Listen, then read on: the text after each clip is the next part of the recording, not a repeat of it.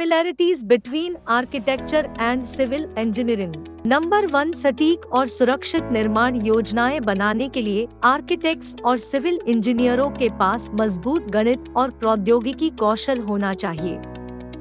Number 2, दोनों को ग्राहकों के लिए लागत, जोखिम और समयरेखा अनुमान प्रदान करने के लिए विश्लेषणात्मक सोच क्षमताओं की आवश्यकता होती है। एंड नंबर 3, आर्किटेक्ट्स और सिविल इंजीनियरों के पास निर्माण अनुबंधों की निगरानी और निर्माण प्रक्रियाओं की निगरानी के लिए नेतृत्व और प्रबंधन कौशल होना चाहिए। Differences between architecture and civil engineering.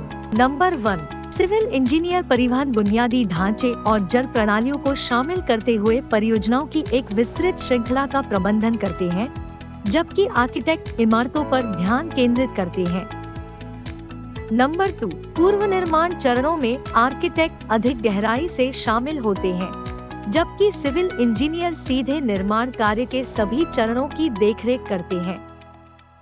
Number 3, civil engineer विभिन्न प्रकार के श्रमिकों की देखरेख करते हैं, जिनमें निर्माण प्रबंधक, आर्किटेक्ट और मैकेनिकल इंजीनियर शामिल है। नंबर 4, आर्किटेक्ट अपना अधिकांश समय कार्यालयों में बिताते हैं, जबकि सिविल इंजीनियर अपना समय डेस्क वर्क और प्रत्यक्ष साइट पर्यवेक्षण के बीच बांटते हैं। एंड नंबर 5, दोनों भूमिकाओं के लिए स्नातक की डिग्री और राज्य लाइसेंस की आवश्यकता होती है, लेकिन सिविल इंजीनियर अक्सर वरिष्ठ पद को सुरक्षित करने के लिए उन्नत डिग्री अर्जित करते हैं। Exploring architecture. US bureau of labour statistics (BLS) के अनुसार आर्किटेक्चर जॉब्स 2018 और 2028 के बीच 8% बढ़ने की उम्मीद है, जो सभी व्यवसायों के लिए अनुमानित 5% की औसत वृद्धि दर से तेज है।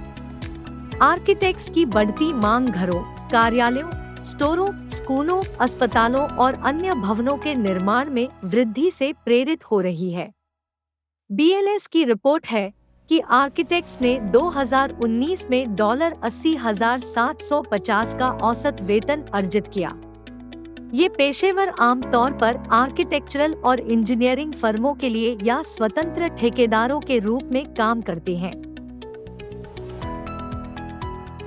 Essential architecture skills. एक डिजाइन स्किल्स आर्किटेक्ट डिजाइनर है और उनका कला रूप एक इमारत की संरचना है। डिजाइन कौशल कुछ ऐसा है जो प्रत्येक वास्तुकार हाथ से ड्राइंग और कंप्यूटर डिजाइन कौशल का उपयोग करके अपने आप विकसित करता है। 2, एडवांस्ड मैथमेटिक्स।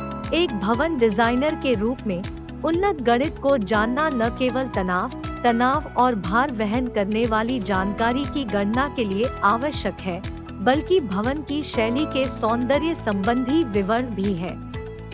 3, computer skills. मूलभूत कंप्यूटर कौशल होने के अलावा आर्किटेक्ट्स को computer aided design (CAD) suite और building information modelling (BIM) software का उपयोग करने का तरीका जानने की जरूरत है, जो प्रकृति में वास्तुकला और गैर-वास्तुकला दोनों है।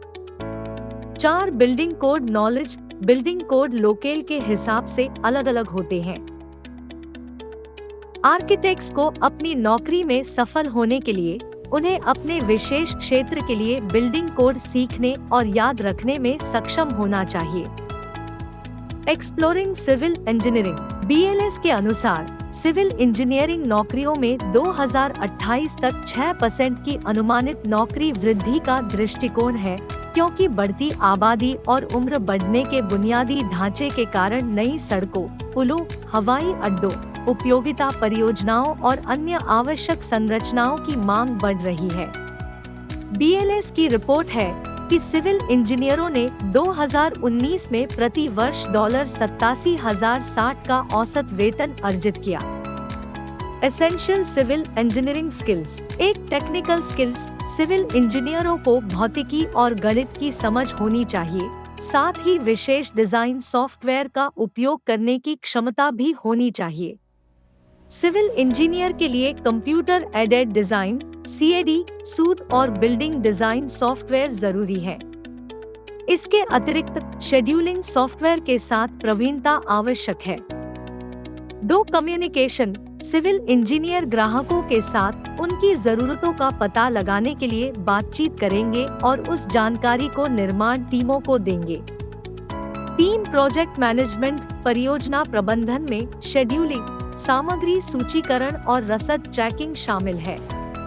इंजीनियर भी नियमों और भवन मानकों की निगरानी करते हैं और साइट की किसी भी चुनौती को हल करने में सक्षम होना चाहिए। 4 design and implementation. Civil engineer शहर की सीवर लाइनों और अन्य बुनियादी ढांचा परियोजनाओं जैसे पूरे सिस्टम को डिजाइन करने पर ध्यान केंद्रित करते हैं। एक ही कार्य प्रणाली में विभिन्न भागों को एक साथ रखने की क्षमता सिविल इंजीनियरिंग की पहचान है।